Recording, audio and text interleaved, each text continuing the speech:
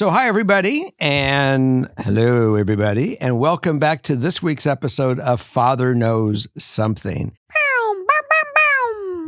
We have been really kind of busy, and we've been on our road trips. I crashed your Seattle and Portland show, and while I was crashing that weekend, I met Sierra in line, and we talked about socks, and everybody wanted to see my socks. And meanwhile, so Sierra said, I always said socks are just not, buying socks. You have to have a story. So my story was I got to meet Sierra as she told me to make sure I get broccoli on my socks. Does she really, really, really love broccoli or what? I don't know about that, but she was very defined that I had to get yellow and broccoli socks. Okay. So this is cheers to you, Sierra. And we had a great time that weekend. And I'm glad I got to meet everybody on the tour because it was a lot of fun in line. Yeah, it's been a lot of fun. We're off to all of our Texas shows this week. It's tomorrow. We just had our LA one last weekend. Super fun. We had 2 shows in LA. We had one down in Irvine. The South like Orange Coast. County. Yeah. Yeah. So we've got lots coming up. Dad will be at a couple. So if there's still tickets for your city, I would consider getting them. It's been so much fun meeting you guys and getting to hear your reactions in person, the yelling, the booing, everything. So a lot of come fun. Join us. A lot of fun. If I miss your town, I'm sorry I can't go to all of them, but it's fun when I show up. Mm-hmm. And I really do kind of show up unprovocated. I just pop in. Surprise to you too. Yeah, it definitely is. It's shocking sometimes what you'll do at my shows. So let's kick it off. You have a theme this week? I do have a theme. This is going to be a 2-part theme because I have so many amazing stories, amazing write-ins for this theme. But it started out as like damn, is that person being passive aggressive or are they aggressive? And then I was like, no, I think some of our writers need to start being aggressive. So that's the theme today. So we're going to learn what all that means in about 2 seconds. Let's go. Be aggressive. Be aggressive. Okay. Can I be aggressive too? Yeah. Okay. I want to be aggressive. There you go.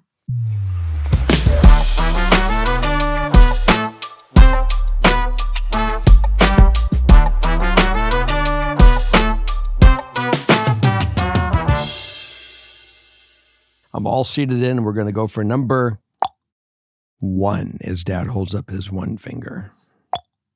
Dear Jerry, Morgan, Justin, and Holly, I've been debating writing in for the longest time, but honestly, I feel like I could use your advice because I keep kicking the can down the road on this issue.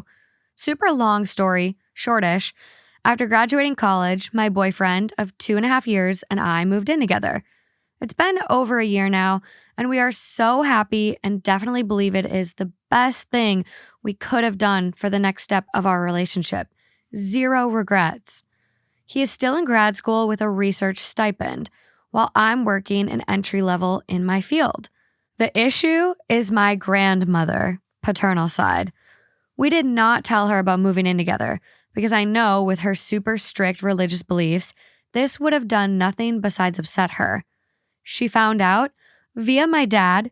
He agreed not to tell, but said he wouldn't lie if she asked. Her response was to mail me a 2-page handwritten letter that I've been affectionately referring to as, quote, hate mail from my grandma, because I use humor to cope.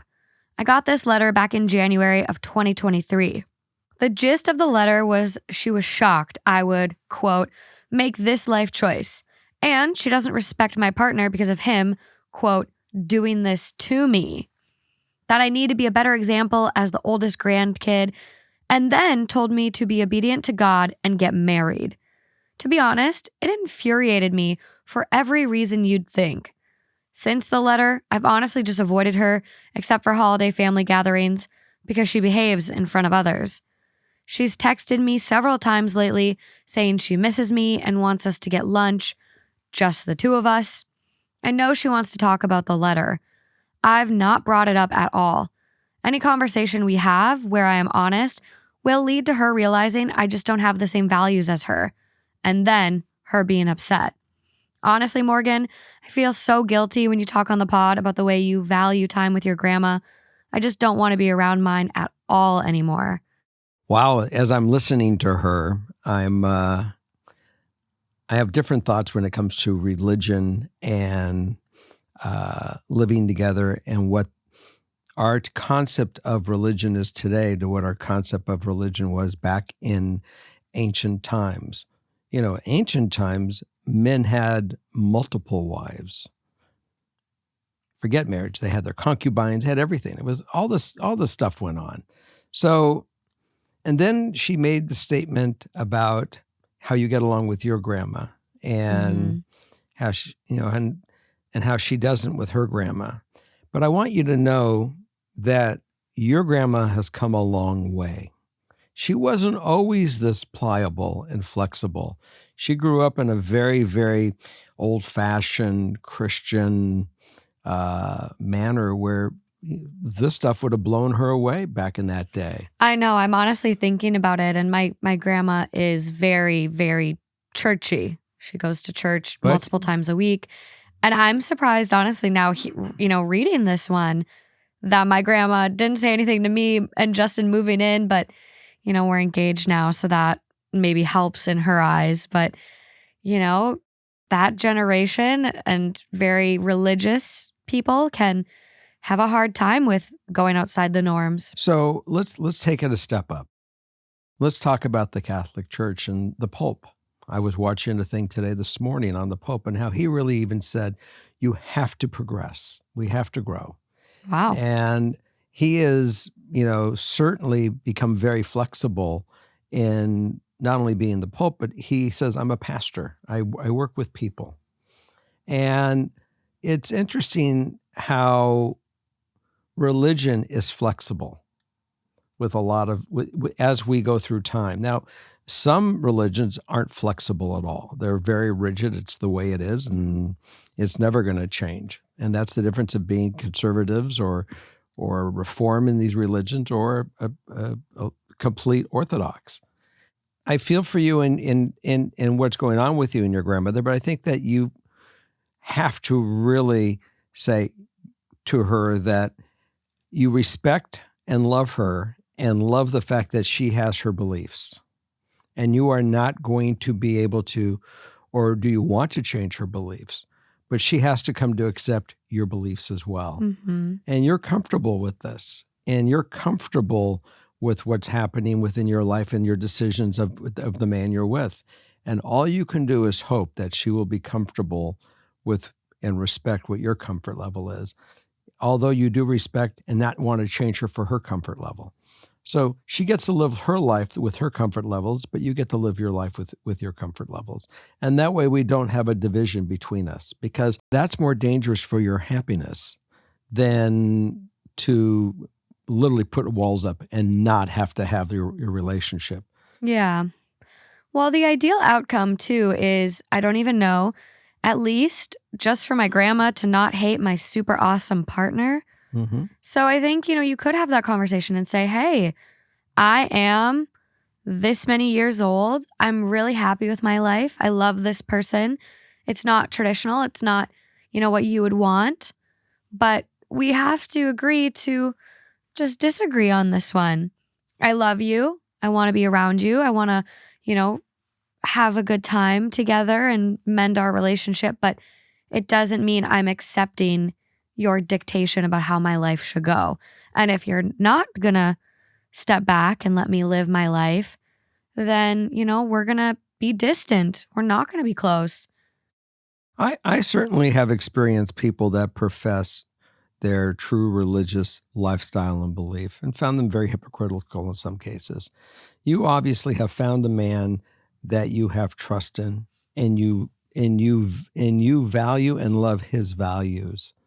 And because he may have a value where you guys can live together before you're married, it doesn't change his value of what he feels for you, and he respects you and what his ultimate dreams are to have with each other. And I think you may be able to convey that with her, and maybe she can,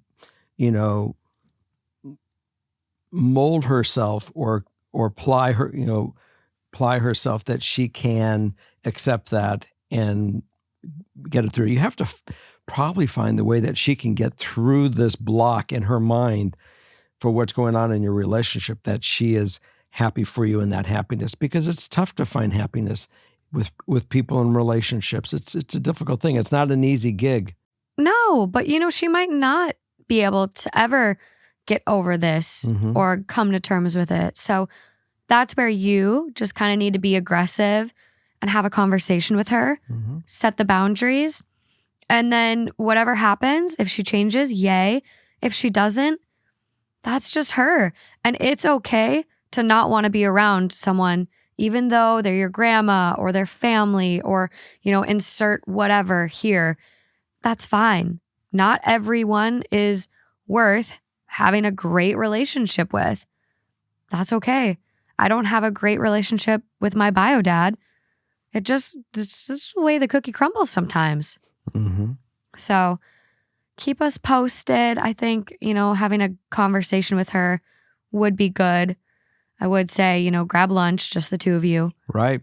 Because it's interesting. She has the agenda which she has set up for lunch. Sorry that you might disappoint her agenda. You might hijack the agenda. But I Must think be done. But I think you guys should take it on and just go head to head and be aggressive. Be aggressive. But certainly come to terms with the two of you, what your beliefs are, and that you're going to be able to have your relationship and leave your religion and politics at the door. Okay. Let's go for number 2 if we can. Next up. Number 2. Okay, number 2. Dos amigos. I, female 20, live in an apartment with 3 other girls on campus. We each have our own bedroom and bathroom, just for a little more understanding of our living situation. 2 of the other girls are wonderful with chores. All year, they have helped do things whenever they need to get done. All chores were pretty much divided evenly between all of us. However, one of the girls is so bad at cleaning. She never loads/unloads the dishwasher, never takes out the trash, and when she does hand wash her dishes, they always have a layer of oil on them. It's so awful. A couple of months ago, we created a chore chart. Yes, I'm in college to become a teacher. We divided the big chores into 8 categories, and we each have 2 big chores. One that needs to be done every week, and one that needs to be done every other week. Then we have a calendar where we place our color-coded star stickers on the day we do it. Finally, we draw little stars whenever we unload the dishwasher or take the trash out. The 3 of us were so excited because we thought it would be a perfect solution. Now, months later, we know she single cheeks, a nice way of saying half-asses, all of her chores, and never does the little chores. It is so exhausting to deal with because we love having a clean home. But I don't want to be a pushover. I'm autistic, and one of the things that makes me have meltdowns is having a messy home. It stresses me out so much. I just want to clean everything. However, I know from my teacher training, if you just keep picking up slack, the other person will never learn that there is a problem. Anytime I mention anything to her, she says sorry and gives an excuse. But by this point, I feel like she needs to just ... do it and be an adult. The biggest excuse is that she works a lot, but so do all of us. I understand working long hours, but these chores take 20 minutes to do well, which can be squeezed in any day. I just don't know where to go from here. My resentment of her is growing so much because everyone else has figured out how to be an adult. I'm so tired and want to know how to fix this without making an enemy or taking on the full burden of everything. So I'm going to let you start with this one. Why? Because I want to. You leave soap on your dishes.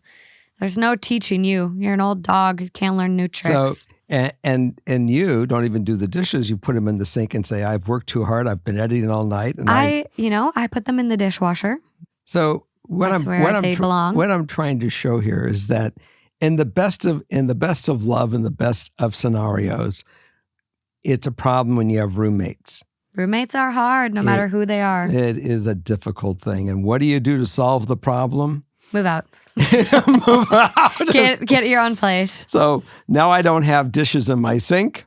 And it's interesting. I mean, it's a dynamic that, it's hard to find people that have the same lifestyle. You've obviously accomplished it with, 3 of the 4 of you.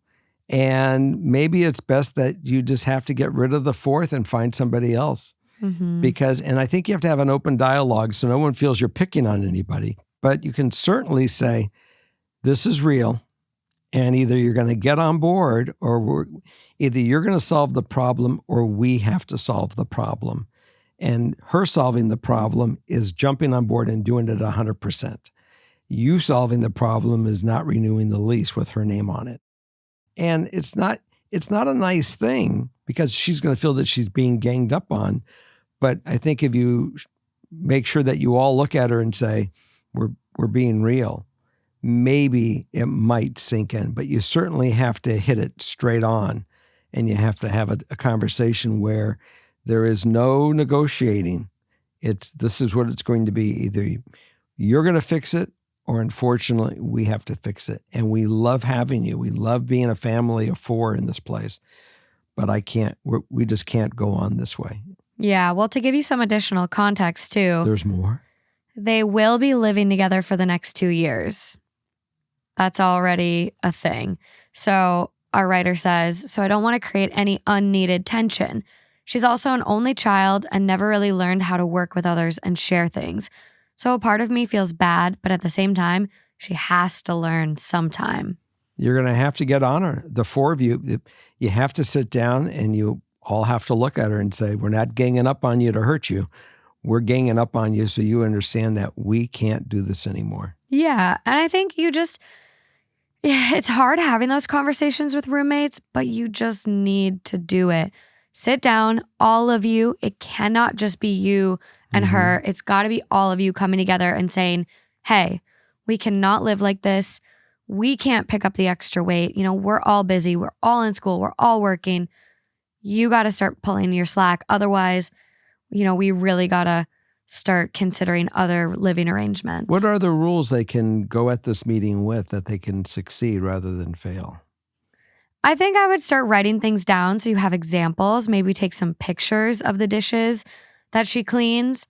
It could go 2 ways depending on the type of person she is. She could be really defensive and just get mad. Or, with everyone coming at her and sitting her down in a mature way, she could appreciate it and change. But I don't know. It's hard because you don't want to be passive aggressive because I know some people would say, well, if she leaves dirty dishes, I'm going to put them in her room. Like some people would do that. Obviously, that's not the greatest thing to do to a roommate to create a cohesive, happy living situation. And some people would just be sucking it up and doing the dishes. So the answer is, when you have the conversation, keep your tone. Yeah. Don't lose your shit. Don't swear. Don't call each other names. These are what I'm looking for. A conversation that you do not allow to get away from you. Yeah. You have to keep it in check, but soon as the meeting starts, you have to really say, we are here today for this reason. And we have to address it. And we have to come to a solution because we can't go on in this relationship this way. So here are the expectations and here are the accountabilities. I love using these two words, expectation and the accountabilities. And if you can't do it, then the accountability is you're going to volunteer to leave. You're going to allow yourself to move and we're going to get another roommate because we can't continue this way. Yeah. And everyone has to sit there and say, we're all family, but we all have we all have 25% of this responsibility. Absolutely. And for some reason, 75% of us believe that it's all coming down, that we're doing our honor with this, but 25% of it's not being honored, and that is on you. And we've all agreed to this. Yeah. So please look at it. Please pay attention to this conversation and let's fix it. Yeah. And I don't know, it's hard because I don't think technically you can really enforce consequences. You can't force her out. You can't force her to find a subleaser. You can't force her to clean. Then what do you do? The sad reality is you could either deal with it, suck it up, the other, two of you pick up the slack, or you find a subleaser for your spot and you move out. All three of them? The three of them, if they want to find a 3-bedroom and live together, sure. Otherwise, just our writer. There's ways about it, but it might just unfortunately be the way that this roommate dynamic is. And you've learned now this is someone you can't live with. But, I had a roommate like that in college.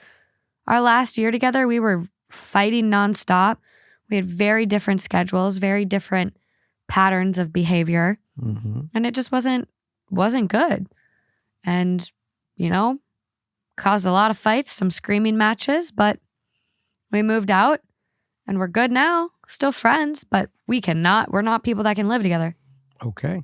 I'm sure the write-ins are going to have some solutions. So look at the comments on this one, because people are going to definitely chime in to try to help you as well. So let's see what we come up with as a community on this one. Okay, let's move on to number 3.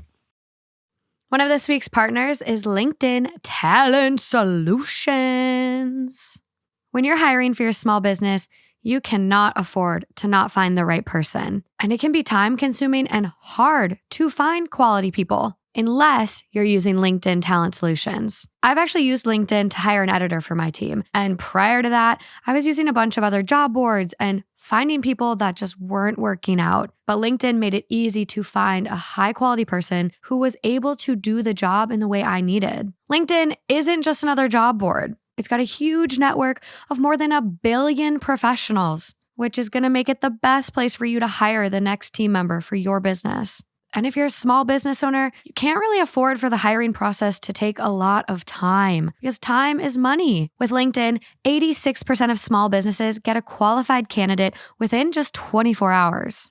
If you're running your own business, you're wearing a lot of different hats: hiring manager, accountant, salesperson, and LinkedIn is constantly finding ways to make the whole hiring process and getting good employees a lot easier. Post your job for free at linkedin.com/expertise. That's linkedin.com/expertise to post your job for free. Terms and conditions apply. Link is also in the description. Okay, moving along.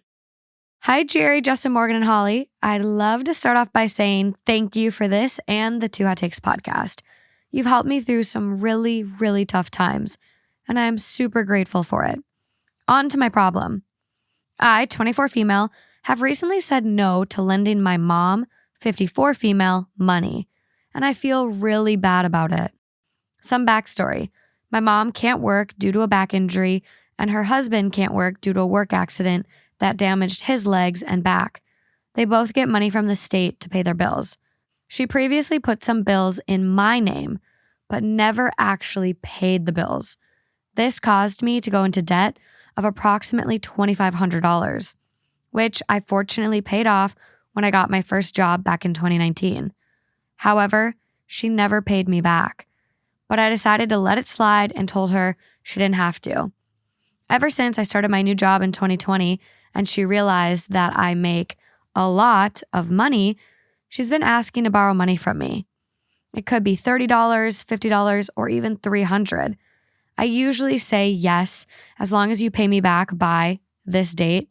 She always says yes, but would occasionally ask to pay half on the date she agreed to, and the next a month later. I would agree to it because I know they don't have a lot. Recently, though, she's been asking more and more. She asked for $250 to fix their car. They do need one. They live 30 minutes from the closest store and almost 2 hours away from me. And I agreed. She told me that it didn't cost $250, so she spent the rest on new clothes instead of paying me back. She later asked if she could pay me half in January and the rest in February because she didn't have the money to pay everything back all at once. I stupidly said yes again, and she's asked for even more money after this agreement. She asked for another $60 yesterday, and I asked her if she would pay me the $125 plus $60 in February.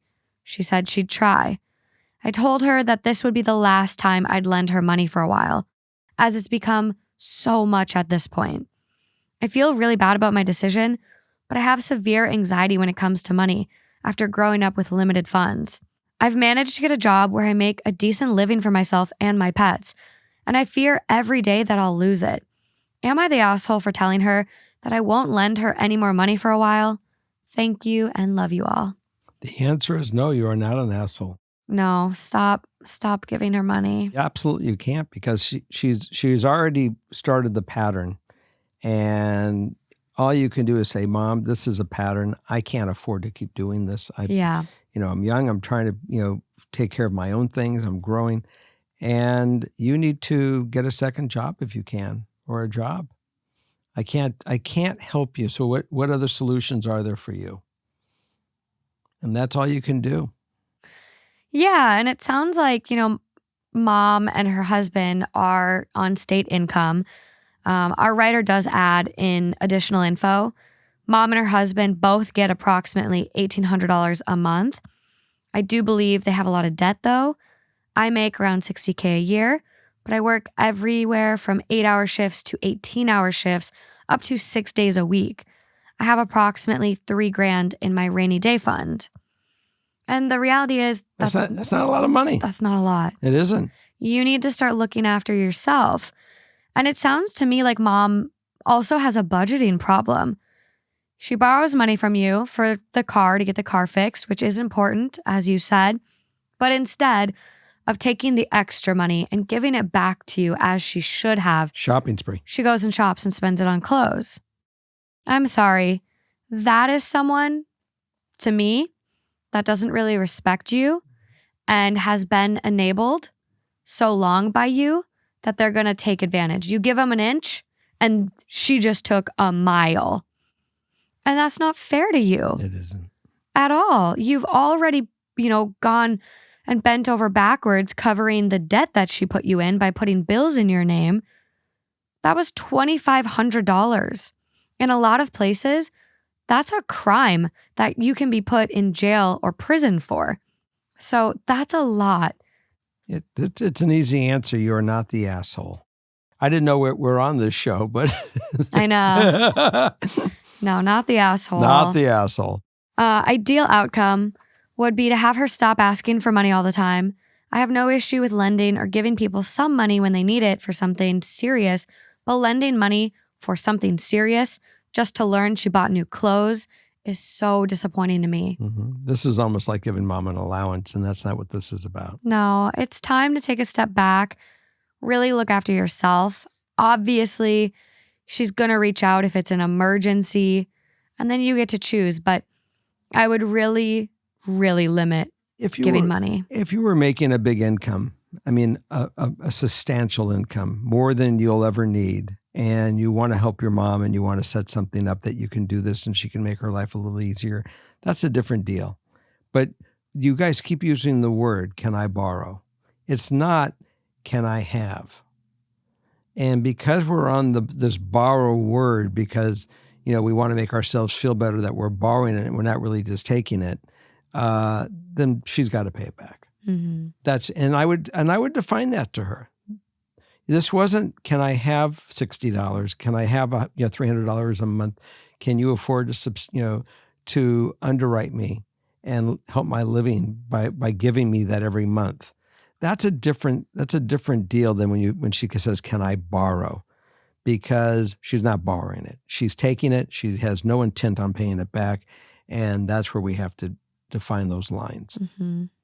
Keep us posted. I know this is tough to set boundaries, especially family and money. And when you feel like people really need your help, obviously it can feel bad saying no. Mm-hmm. So, take the time you need to coop from that. It can be very draining mentally, emotionally, but you're not wrong. And I think you've been enabling a little bit, and I think they're starting to take advantage of you.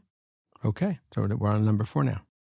Another one of this week's partners is Hungry Root. I'm having a really hard time eating healthy right now. Being on the road, traveling for tour, not having energy or time when I am home, it can just be a lot. And then I feel guilty I'm not eating good. My body doesn't feel good. My stomach goes crazy. So that is why I love getting Hungry Root delivered right to my door. I really think Hungry Root is one of the easiest ways to eat healthy. They send fresh, high-quality groceries, simple recipes, and essential supplements right to my door. And it's food that I actually like and enjoy eating based on the quiz I take. And the quiz might not get it perfect every time, but you can feel confident that you're going to get exactly what you and your family likes because Hungry Root is fully customizable and you don't have to take their suggestions. You can choose exactly what you want. So whether it's fresh produce, high quality meat and seafood, healthy snacks, smoothies, and breakfast options, you're going to find things that suit your palate and accommodate even the pickiest of eaters in your house. I love the breakfast options. I think this is my favorite part of Hungry Root. Start my day off on the right foot, not hangry. So if you're ready to try it for yourself, right now, Hungry Root is offering Father Knows Something listeners 40% off your first delivery and free veggies for life. Just go to hungryroot.com/FKS to get 40% off your first delivery and get your free veggies. That's hungryroot.com/FKS. Don't forget to use our link so they know we sent you. Okay, number 4. I need advice for a situation with my mom. Hello, my name is Devin, and I met you both at the Irvine show. Oh, hi, Devin. Hi. And I figured my write-in for that show was better suited here, actually. So anyways, I, 27 female, have been with my boyfriend, 32 male, for a year and a half, and we have known each other for 9 years. We also recently moved in together. Naturally, the conversation of engagement and weddings have come up. Well, one day I got an ad on Instagram for a wedding dress shop that sells really unique dresses. Think dresses with floral patterns or even different colors. And I thought they were really pretty. Now, I'm not opposed to white, but I'm not instinctively wanting to wear white. So on to the issue. My relationship with my mom has always felt like 1 foot in, 1 foot out, emotionally. She would say she'd support me or be there for me, but the judgment would never cease. And we're not talking about learning moments. We're talking about me when I was like 21 and going to her because I was nervous I caught something, STI related. And all she could focus on was who I had had sex with. And there you go. So anyways, months leading up to me moving out, we were fighting a lot, but things cooled down now that I live on my own. We went to lunch and I was telling her about me and my boyfriend. And I mentioned, I don't think I want to wear white on my wedding.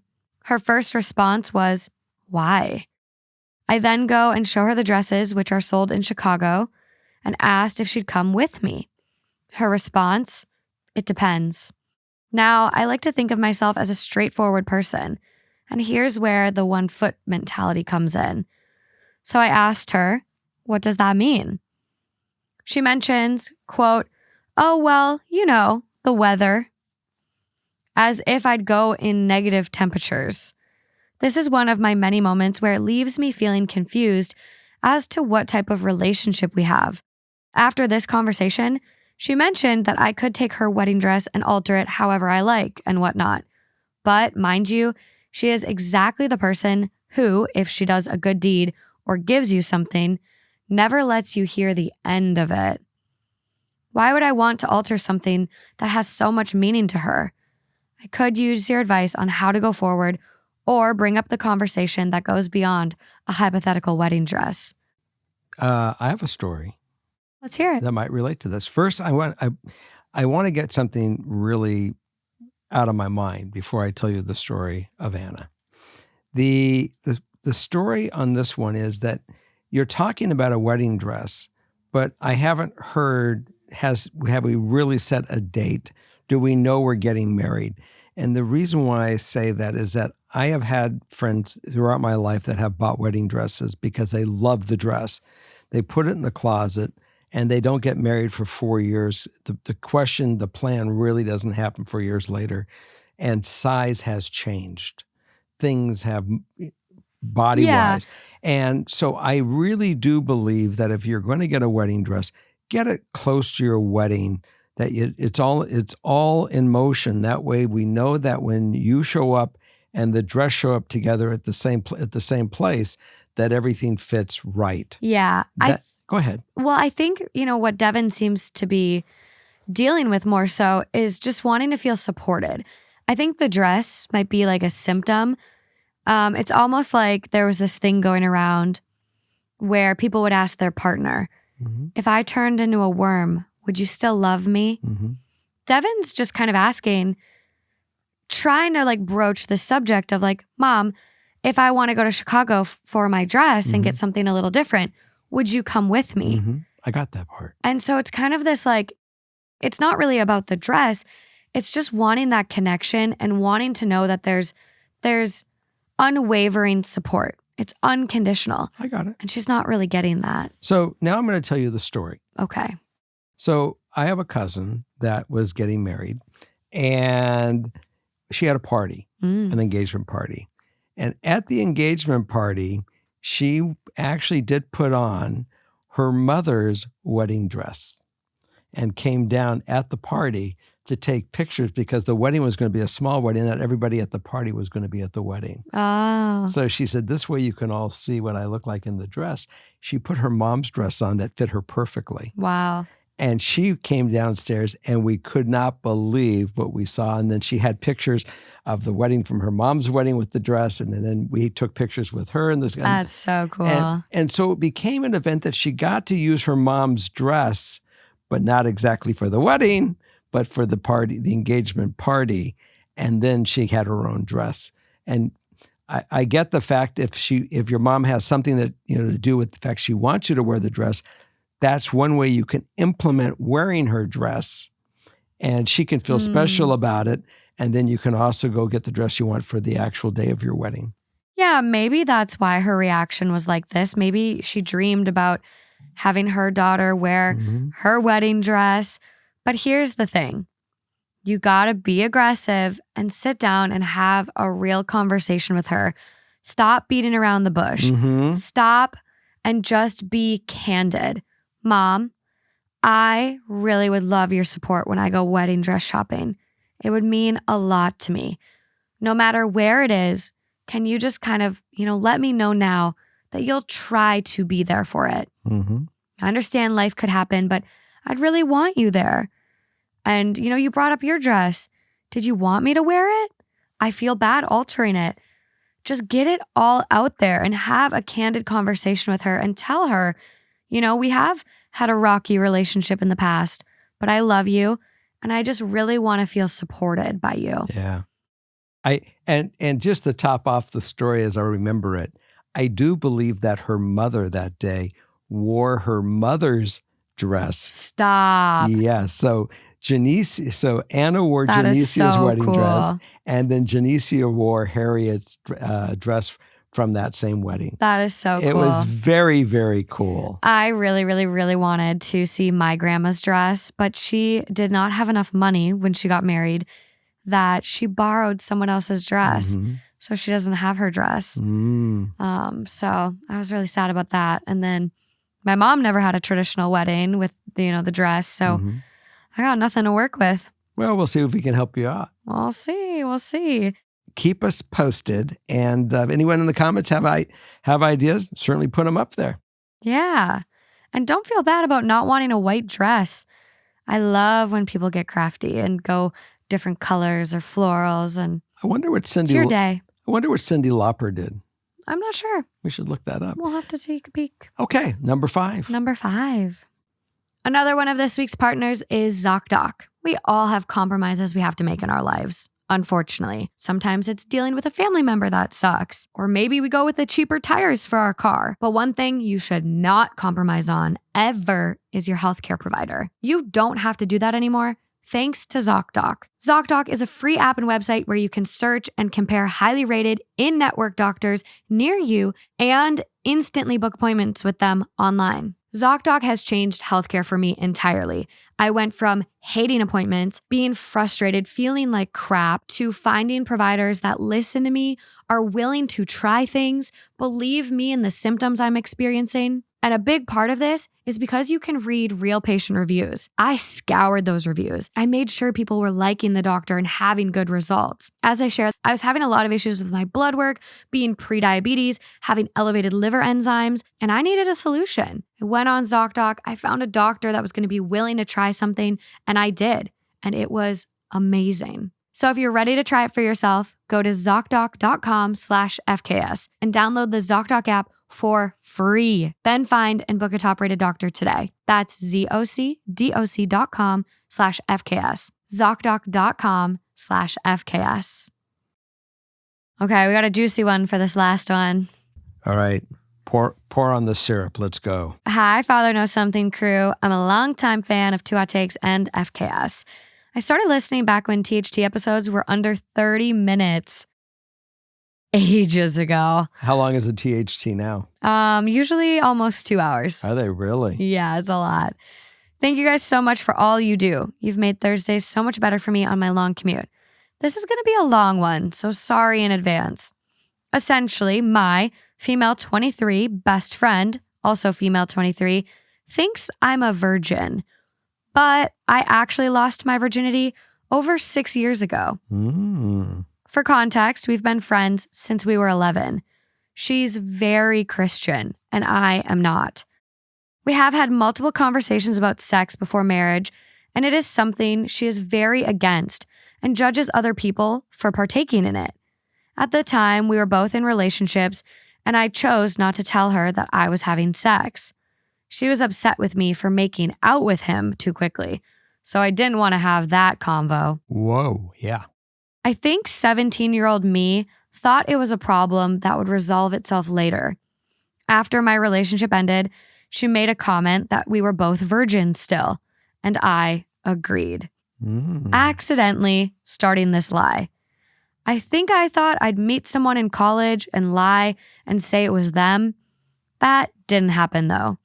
Whenever I'm seeing someone, I tell her we are, quote, friends that kiss. She asked me point blank about one of them, saying, quote, you didn't sleep with him, did you?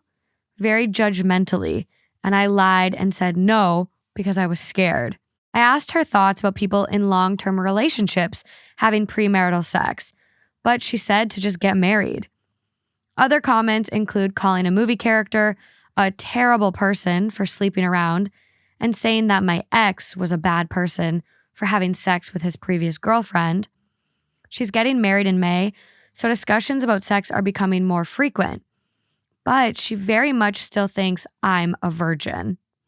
I love her to death. We grew up together, do family holidays together, and she has been with me at my lowest points when no one else was. But I don't think I can keep lying, especially after the wedding. My mom says I should keep lying. My old therapist said it's my business and I have a right to privacy. My current therapist says I should tell her after the wedding. My friends say I should tell her before. Every time I think about telling her, I panic because I cannot fathom losing this friendship. I know I'm in the wrong for lying. I never expected to have this spiral so out of control like it has. What do I do? Well, you guys are not going to like this one. Oh, gosh. Do you know what I'm going to say? I don't know. Be aggressive? My answer is tell her the truth right now. In fact, I think you should tell her that the truth right now because this is the time where she's going to have the most questions. And she may have questions for you regarding it now that you've gotten past the fact that you have done it. I think that the biggest thing that you really have to say is, I am sorry for not telling you the truth. I didn't for anything in the world want to upset you. And I was making choices that were wrong. And I think it's more wrong that I've been lying than for me to come clean and tell you the truth of my lifestyle that I have done. It was done out of love, who I was with, who I cared for, what I felt. And I hope that you can, you can get over this. I mean, she has no right to judge you. I don't know how God judges, but she's not God. She's your friend. So it's not her job to judge you. No. And I think if she starts going down that path, I think you have to call her on that. And Thou shalt not judge is also a Christian belief. So there you go. So I think that you should utilize that in your conversation as your friendship. But you definitely say, what I have done that's even more wrong is I have not been transparent with you because you've asked me very direct questions. And I want to be able to tell you honestly where I'm at. And that way there's nothing between us. We are clean. And I love you and you're my friend. And that means more to me than anything. And I think if you hit it with that, that gets rid of this one problem where it's going to always come out and where she might need you right now because she is nervous. This is all coming to a head, and she's made sex such a big deal that maybe you can be a friend to her in this aspect. What's your thoughts on this one? Well, I think you have a lot of great points. I think you might have some very optimistic, outlook on this, like maybe too much of an optimistic outlook, because I don't think she's going to react very well. I don't think you're going to just get off on a conversation and your friendship is going to be left in the same state. I think telling her is going to definitely create a gap between you guys. Your friend is very unrealistic, or maybe just so set in her beliefs and has a community that live the same way around her. So she doesn't get that it's unrealistic. But, the fact that she said, what about couples that are in long-term relationships having premarital sex? Well, why don't they just get married? That's not what? That's kind of unhinged. So I don't know. I have a feeling that if our listener tells her, especially says, I've actually been lying to you since we were 17. I actually did have sex in high school. I don't think that's going to go very well. Okay. So what do you do? I mean, yeah, let's just take the fact that that her girlfriend's going to walk. How is she going to deal with the fact that her girlfriend is going to go walk, take a hike, and she has to go ponder her friendship for a while? I mean, look, honesty is the best policy. Yeah. I've always said this, no matter what it is, honesty is the best policy. And it's always kept me from getting in trouble. She put herself there when she lied because she was trying to protect her friendship. She was 17 years old and she was feared for it. But now she's coming clean and she's going to do it in a way that's going to say, I'm wrong for have said that. That being said, here's the truth. I love you. I don't want to lose my friendship. And I hope that you'll be able to, forgive me. If it were me in this situation and I had a friend like this, I would come clean that I'm not a virgin anymore, but I wouldn't tell her the whole truth. Okay. I'm okay with that concept. I think it's not her business when you lost your virginity, how many people you've slept with, and anyone that's going to judge you for that and not be your friend because of that is not your friend to begin with. Friends don't judge friends. If she has any negative feelings about you coming clean, that just shows she's not a good friend. So can she approach it this way?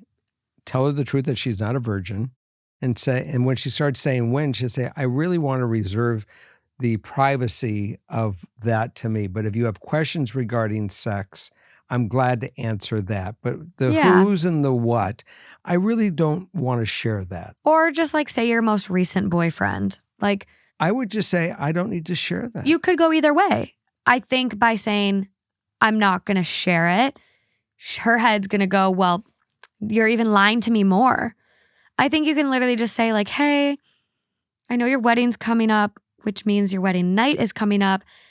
And I just want to let you know, I did have sex with my last boyfriend, my last partner, whatever. And, if you have any questions before your wedding night, I don't know if your mom's talked to you or any of your other friends that are married, but I'd love to just have a girls' night and catch up and talk about it because it's been so scary not being able to tell you. And I was scared you'd judge me. But, Okay. I'm really excited for your wedding and like make it more positive, but not fully. I had sex at 17 and then I had sex with this person and then I had sex with this person. It is none of her business. Here's a scroll of Here's names. the list, baby. None of her business. But you can still be honest in the sense like, I'm not a virgin. I had sex with my last boyfriend. Which is true. Which is true. Which is true. There you go. And I think that's the way that you can get your ideal outcome, which is I want to find a way to tell her that does not result in her ending our friendship and kicking me out of her wedding. I think that's going to be the easiest blow. Okay. Let's see what happens. You'll nibble on that one. I'll nibble. Let's see what happens. So that's part 1. we got another part? Part 2. I think we'll invite Justin to part 2 because there's even more juicy stories. Not from her, though. Not from this writer, but on our Be Aggressive theme. I got it, but that's it for the theme. That's it for today. For tonight, yes. Today. Today. So you heard it right from the mouth of babes. So we will see you next week. Justin going to come. Are we going to? Part 2 is next week. Part 2 is next week. Good. So are we going to have a Patreon for them after this? We are not going to record Patreon. We are going to record Patreon after part 2. Okay. So there will be one from this theme on Patreon. Goodbye, family and friends. We had a great time. It was great seeing everybody at the shows that I showed up to. I do have plans to go to a couple other shows, I do believe. Mm-hmm. And I hope you guys will be at those shows. I love you all and good night. Bye.